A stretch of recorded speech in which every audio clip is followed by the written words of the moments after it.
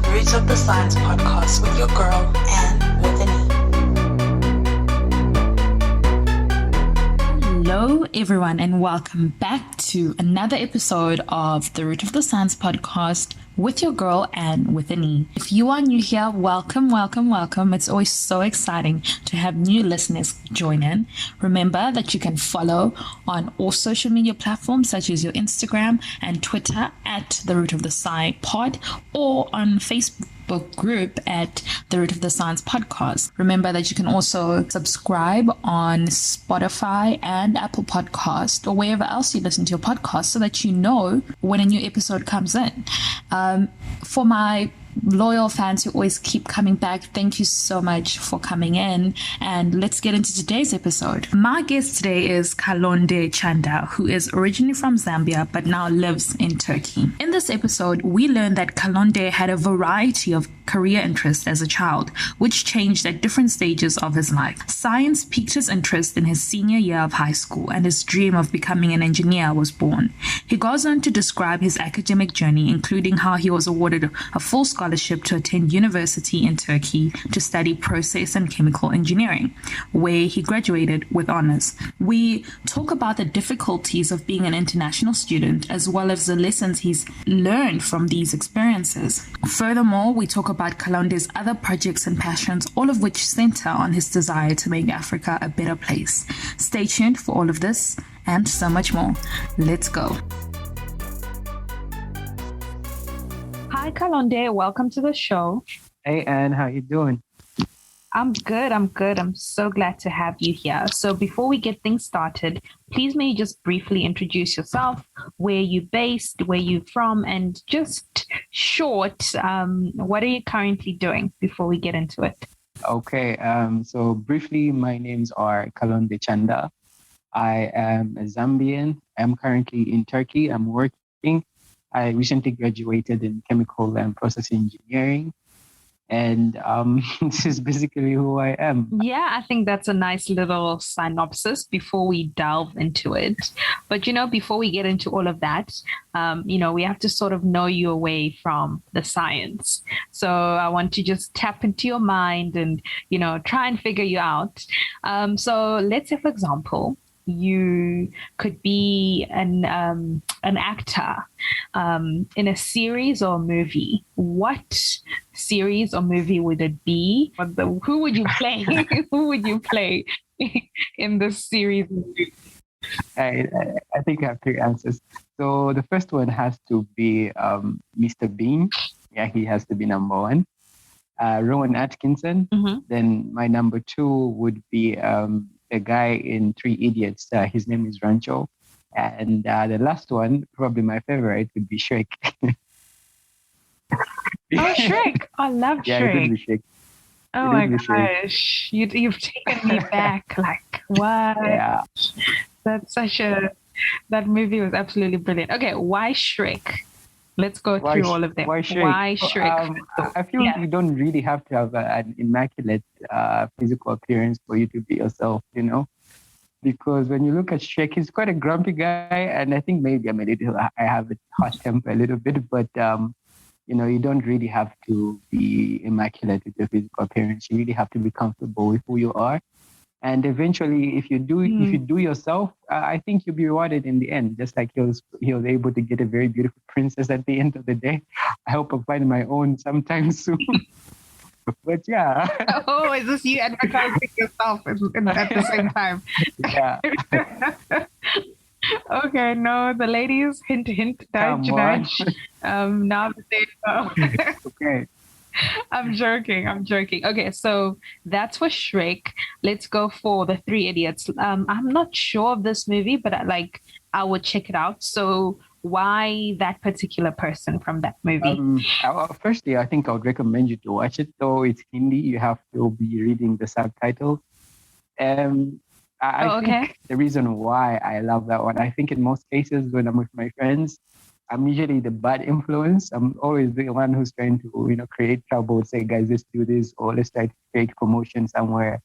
And obviously just the madness side. He's really smart, but very, very creative. I think that's the reason why I love it. And, it relates so much in the university, especially in the engineering field, like how difficult it is to be in an engineering faculty, the pressure that's always there, the exams, the quiz, and all like.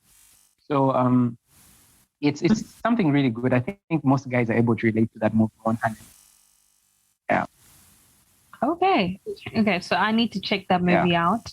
Last but not least, Mr. Bean. Why him? Mr. Bean is Mr. Bean.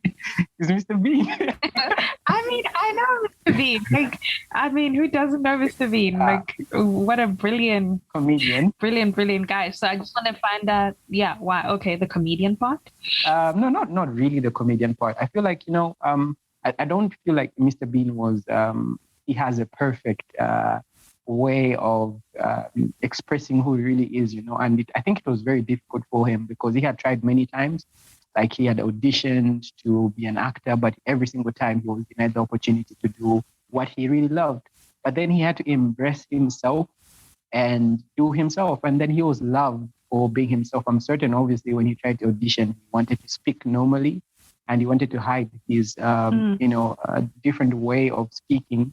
And obviously, if you're trying to be someone you're not, in most cases, you cannot be immaculate. So when he started being who he was, his mumbling, the way he talks, his weird way of his eyes and his body, I think when he did himself, he was the best version of himself. I think that's the reason why. And also, he was an engineer. So, yeah. Oh, yeah. Yeah. Yeah. In real life, he's an engineer. Wow, that's so fascinating. And it's pretty profound what you said, actually, about just embracing your quirks and who you are. Because if you pretend to be this version, there's already somebody who's that, but just the fact that you are your own self and the world needs that. And it's amazing how far he went. Like, for example, Mr. Bean is such an old classic, but my sister, she's 11, she even knows Mr. Bean. Wonderful. So that just goes to show that it just transcends so many generations. Like, for example, my parents to me to, so yeah, just being authentic. And I think that's sort of the message that's coming through with these people who you've chosen, being authentic, being a little bit crazy, and also the engineering aspect and smartness. So you see, we did get to sort of tap into your brain a little bit and figure you out. And with that being said, you speak about how, the smartness and the engineering. I think it's always then important for us to find out for you, your journey, the very, very beginning, the genesis.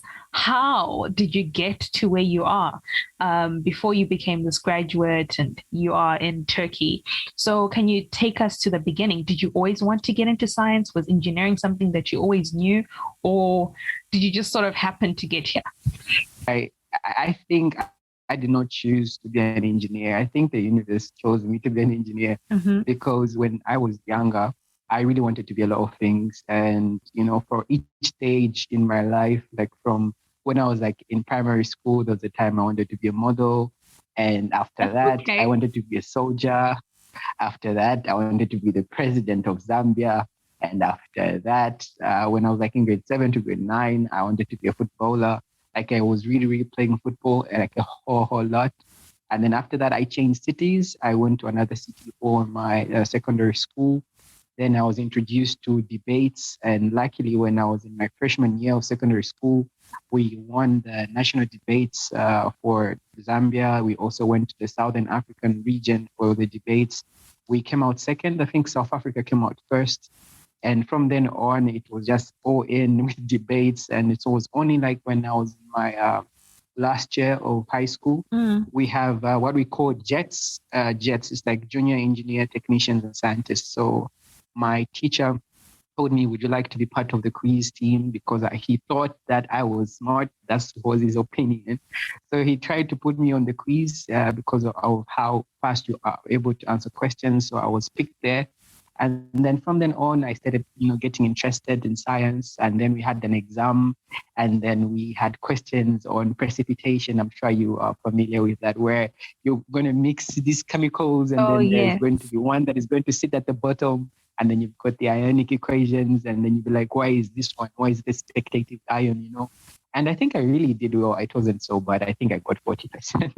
Okay. But all the same, I think that's where it all started. And luckily, from then on, it was chemistry and then the debates. And yeah, from then on, I think that's where the science part started, like the genesis.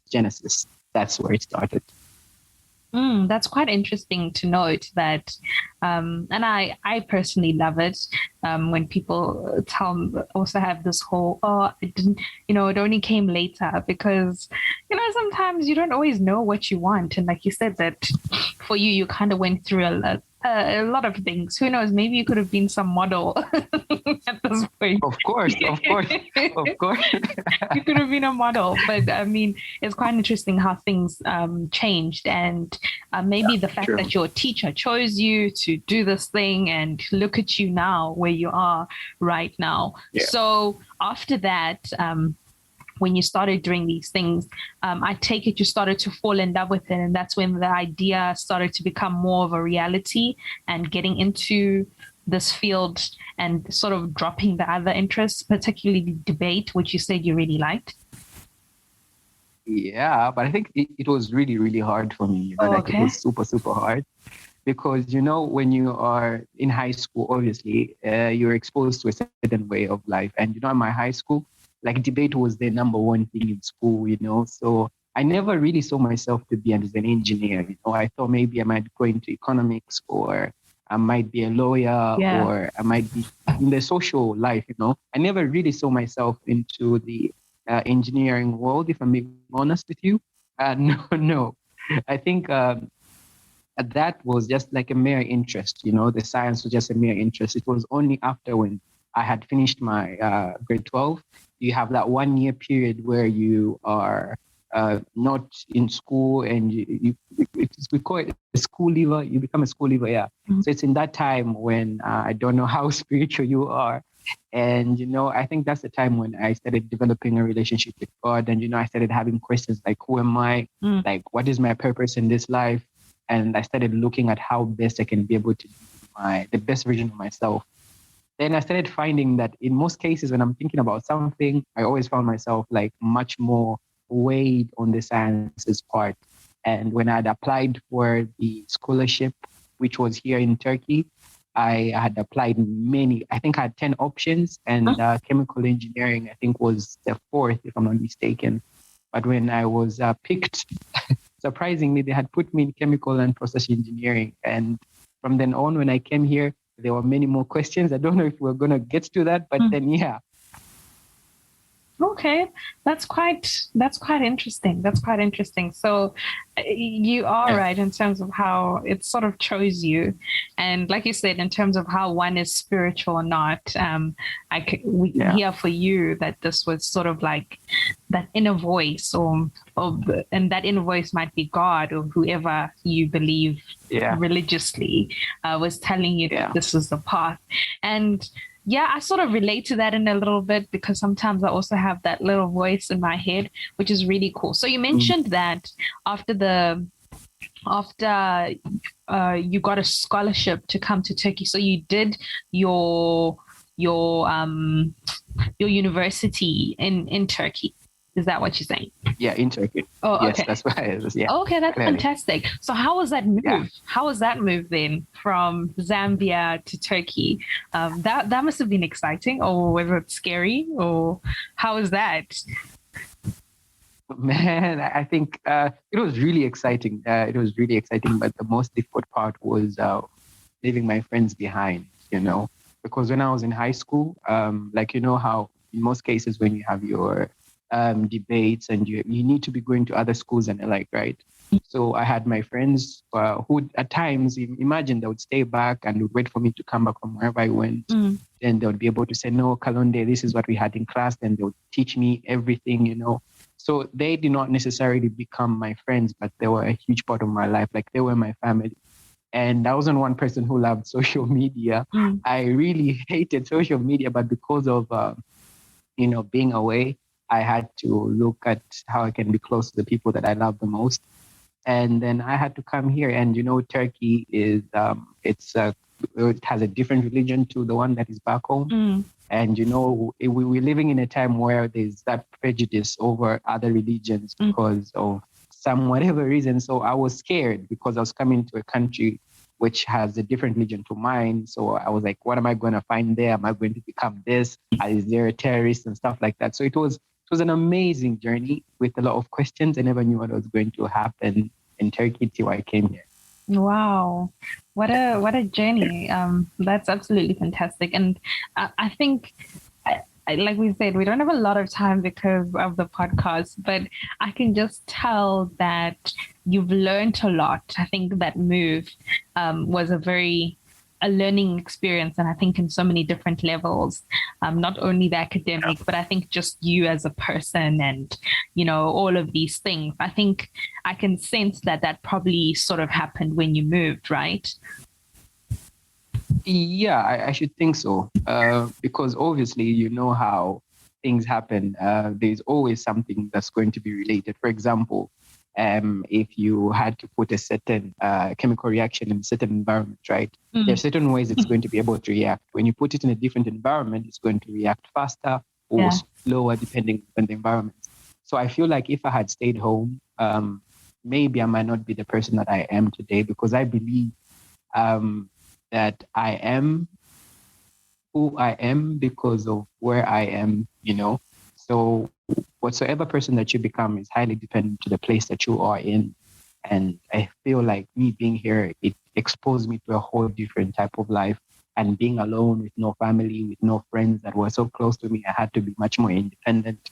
And, it's really hard being away from your family. And that's one thing many people don't understand, because usually when we see our friends who say, no, they've got a scholarship or like in China or Russia, or they've gone to abroad, you really feel like these guys are having the best times of their lives, but that's not really the case, man. Difficult. Because when you fail the exams, you don't have anyone to tell you to say, don't worry, everything's going to be okay.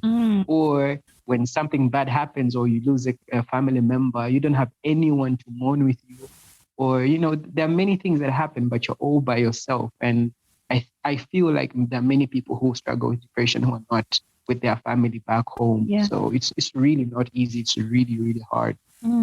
I think that's such an important point that you raised, especially for international students, where we celebrate the fact that they are amazing. They've gotten these scholarship, they are doing these amazing things and going abroad.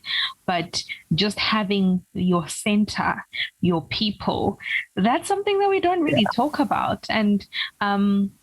And even the whole fact of where you are in this new environment, like you said. So there's that sort of imposter syndrome that kicks in, because you might be the only Black person, or you might be the only person of the X religion, or you might be the only person who doesn't understand the language. So there's all of those things, and sometimes even translating them to your family at home, they really can't understand unless they are here. So how did you deal with that? Like, I'm speaking about imposter syndrome, when these things sort of happened and you were by yourself. How did you manage to sort of like overcome that? Because sure, that's a lot. When you come to a country like Turkey, there are certain areas of Turkey where they're able to speak English. And I think that's like on which one is west, but on the western side, I guess, where like you have Istanbul, Izmir, these cities on this end, they're able to speak English. But there are other cities where like English is almost gold. You can easily find it. So when you come here, like not many people are able to speak English. You have to speak Turkish. Like my education was actually in Turkish, So that was one thing that you had to, fight. You have to learn the language in 1 year. Then after that, go and do your degree. So now in my university, apparently we were the first Africans in my university. So imagine that type of scenario where they haven't seen Blacks at the university, and the teachers, it's the first time that they're going to be handling African students. What type of perception do they have about an African? It was really difficult because, when you are exposed to such a scenario, it's not necessarily about you. It's about now sort of representing the people like you, because when they see me, they're not going to say, okay, look at Kalonde. So be like, have you seen what that African did? That type of scenario. So it's really hard because you know how Africa has been portrayed. We are portrayed to be these poor people. We don't have water. We don't have food. We have live in the jungle. Man, it's horrible. But you meet people who are well learned. They know about what Africa is, but in certain scenarios, it's terrible. Yeah. No, I understand. It's quite interesting that you brought up that you had to learn in Turkey and you're the first group. That's like you said, the pressure. But hey, you survived. I'm hoping. I'm sure there were the struggles you survived. Yeah. And you are a graduate. You are a graduate in chemical and process engineering. So before, for somebody, even myself actually, who has no idea what chemical and process engineering is about, can you just give us a broad overview in terms of what that actually entails? It's the best course in the world. Okay. For starters. So I don't know if this is going to be the best explanation. Maybe Google has got a good explanation, but from my own perspective, chemical and process engineering, it gives you an understanding of how, industries are run or how a plant is supposed to work, because in most scenarios, like you have a company, let's say they are dealing with oil and there's distillation that is taking place. You need to be able to understand all those type of things. So it's basically a relation with the industrial side of the world, like how you're going to be able to produce goods, or how you're going to be able to start up an industry, something like that. In a nutshell, I feel, because it's similar to chemistry, but it's not really into the industrial field as chemistry is supposed to be. Yeah. And then you have to be able to understand the processes that are in those industries. For example, whatsoever industry, but you have to understand the processes for that specific industry. Yeah. Okay, I'm trying to see if I get it. So let's think, a chemist, right? Because when I think of chemistry, I think chemist. They do reactions. I'm thinking lab, the beakers and whatnot. So I think the question, I think, is how is that different? So where is that part where the engineering, what is that engineering part? What does that mean? What would you do? Like, as opposed to somebody who is a chemist and they do the chemistry aspect of it. I'm not sure if you understand what I'm trying to say. Like, how do you differentiate yourself from the chemistry people? Okay. Let me put it this way. All right. So let's say you have a chemist who does the chemical reactions, and I think for a chemist, in all the wonderful things that they do, I don't think it is as broad as the chemical and process engineering. Because for us, for example, we have to be able to study the raw materials for whatsoever process that is going to take place. And when we understand the raw materials, we have to look at the best ways in which those raw materials are going to give us the product that we're looking for. Mm-hmm. And after that, we have to look at what systems are we going to be able to put in place, right? Mm-hmm. And then let's say we've got the reactors that are going to be responsible for getting the product. We have to know what type of reactions that are going to take place. But then we have to be able to design the reactors where the reactions are going to be taking place. So we have to look at the perimeters of the temperature, or how long should be the tank, or what type of reactor. Is it going to be a CPSTR, or is it going to be a battery reactor, or all those type of things. And then you're going to be able to look at the safety. You're going to look at the whole process of the production. And then after that, then you'll be able now to look at the economic side of the whole process now. So you'd have to be able to understand, let's say, how much is it going to be able to buy the raw materials, or what type of reactors, or what type of materials, how much is going to cost, and how much are we going to be able to bring in the water, the cooling systems, or what is going to be our heating system, what type of heat exchanger are we going to use, what type of control measures are we going to have, what type of valves are we going to use. So it's a whole type of designing. We have to design the whole process. Okay. And we're not going to be looking at one single reaction, but the whole process altogether. So you're looking at from point A to probably point F.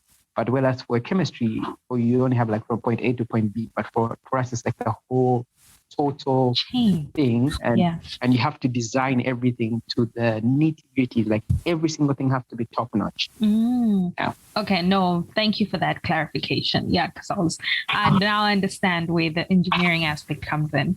It sounds like a lot, actually. I feel like it's a little bit of a lot. It sounds like it's a lot. Surely, there could be simpler ways of getting a degree. I'm joking. I'm joking. Yeah. Okay, fantastic. Okay, so that's so fascinating.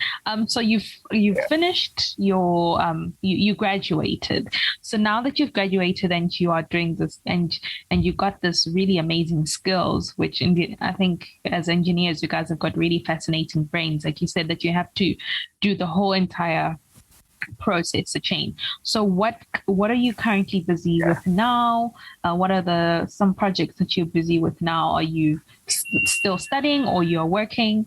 Would you mind chatting to us about that? Luckily, I graduated with a distinction in my course. So some of the companies that were there. Thank you. So some of the companies that were there when we were graduating, they had offered us a place to work, which was lucky for us. And then, one of the reasons, one of the projects that I'm working on, I feel like I don't know if it's the right word, but I'm really hurt at the position that we are as Africans in terms of education, in terms of science, in terms of technology. I feel like there is much that we're supposed to be doing, and look at the industry per se. How many countries in Africa are able to say we have got a car manufacturing industry? How many? And then when you look at that and say how many cars are in Africa, and then you look at that, and then you look at how many cars we're able to, you find that we as Africans are really not doing anything. I wouldn't say anything. We're not doing as much enough to ensure that we are respected in the world of science. I feel like in as much as our fellow brothers are doing well in sport, are doing amazing in music, I feel like we really need to start working on our sciences. So sometime back, I have a company with a few friends of mine. It's not big, it's really, really small. We're planning on creating a competition for some of the students at my former school. So we were giving them like projects, and we're also making like more like a competition for quiz. And then those that are going to be able to win, we're planning to like pay for their school fees. Wow. And then there's also the other one where there's something that I'm trying to invent, which I'm not going to say here, but it's related in the world of sport.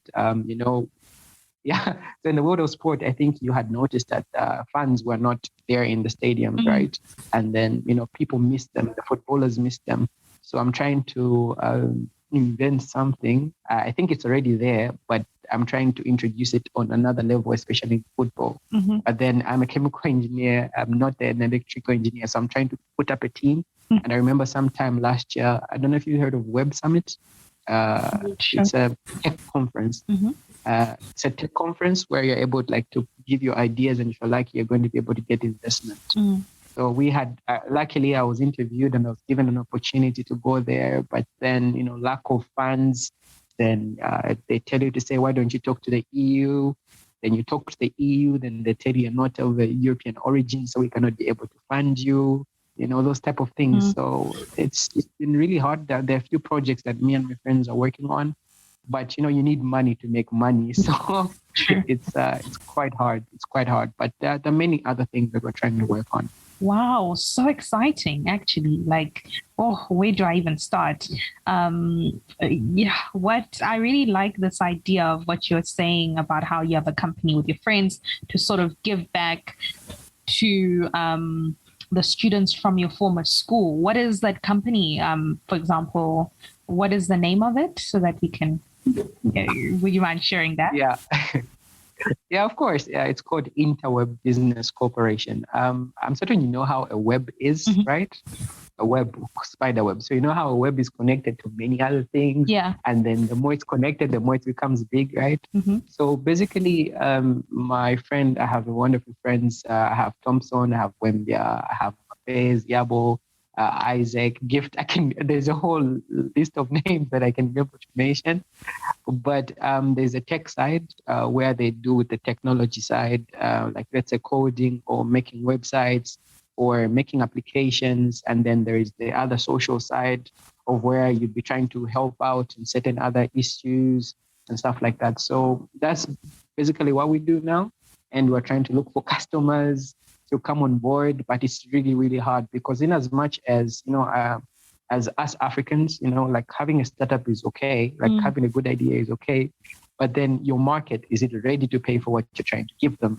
That is why you find that most African students or most African guys who are quite smart, they usually don't find it hard to make it in Africa. They find themselves in Europe or they find themselves in America because the market in itself is much more suited to innovation, to technology, because it's quite hard for innovation to grow in a scenario where the environment is not supporting that innovation. So I think you get the idea, right? No, I understand. That is quite a challenge. But I like the fact that even though that might be the challenge, that you are not letting it sort of stop you, because I firmly believe that as much as you're saying that we are, as Africa, we need to do more, right? And the only way we can do more is by having people who are sort of ahead and who've sort of seen the light to be like, how can I reinvest in Africa? The people on the ground and the fact that you're able to do this type of work. And I think is sort of the starting block. I can, if you understand what I'm trying to say. So yes, it's not there. It's not there, but I think it's definitely a long way coming. And also the fact that you are inventing all of this really cool, innovative stuff. That's pretty exciting. I am so excited to hear about what exactly it is. Well, of course not now, but who knows, maybe we'll bring you back. I'll bring you back and be like, oh my word, he's designed this really cool, I don't even know what to say, whatever it is. Whatever it is. It is. And also just another thing, I loved what you also said about how you're working really close with the people in your network, your friends, and how all of your projects are sort of linking to that. And I think if anybody's listening, they are mighty inspired because you're doing a lot. You're doing a lot. And no, you are. I think you need to give yourself some credit, not some, a lot of credit. You need to give yourself some credit. You're working, like you said, you're selected for passing with distinction, and then you're doing this work back at home and you're inventing. Hey, there's a lot of things coming. I can see it. I can see it.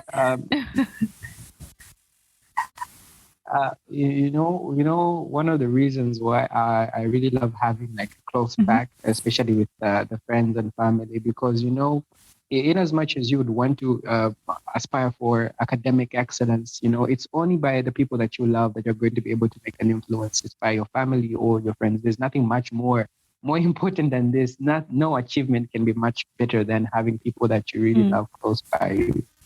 And, when you're looking at Africa per se, we have been, I don't know if I'm going away from the topic, but the general aspect of what we have been taught in schools in history is that Africans cannot be united, right? Because usually you'd find that every single time when, we look at a documentary, they'll say there are these amount of languages in Africa, or there's this number of traditions, there's this number of cultures. It's almost impossible for these people to be one, And we really have to take time in looking at all those things and looking at how we're going to be able to break the barriers, because it's almost impossible to make a difference, like Zambia on its own, or me on my own, or Malawi on its own, or Zimbabwe, or Nigeria, or Egypt. It's impossible for us to make Africa great on our own. we have to do it together. So it has to start from a small group, right? It has to start with me and my friends, and then my friends are with the friends of their friends, like you and your friends. And then from then on, we can start growing and growing and growing and growing until we make Africa a paradise. Because I feel we have everything. We have all the natural resources. We only lack one thing, which is the human resource part. We don't know how to manage what we have. And because of that, we're poor. And there's no one we can blame. We're poor. Yeah, no, there's a lot of there's still a lot more work, and but just that, like you said, as long as there are people who are wanting to change the narrative, there are Africans who want to solve African problems by Africans for Africans. So that is really fantastic. I think there's still hope yet. I mean, of course, it's probably not going to happen as fast as we want it.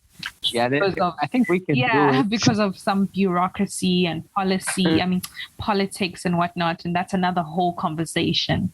But I think the fact that there are people on the ground, there are people who see this vision, who see this vision of a united, a better Africa, so I'm call me optimistic, or Vela, I am very optimistic, but I think we can somehow get there.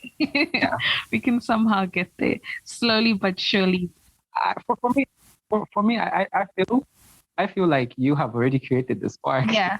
Because, like, come on, like, you inviting me on the podcast, right? So you already have a following, right? So if there may be one person was able to hear the conversation we have, and then they say, okay, I think I really want to make a difference, right? So automatically, like, that's just one simple fire that has it. And then that other one leads another one, and then everything. It's going to be, I feel it's possible.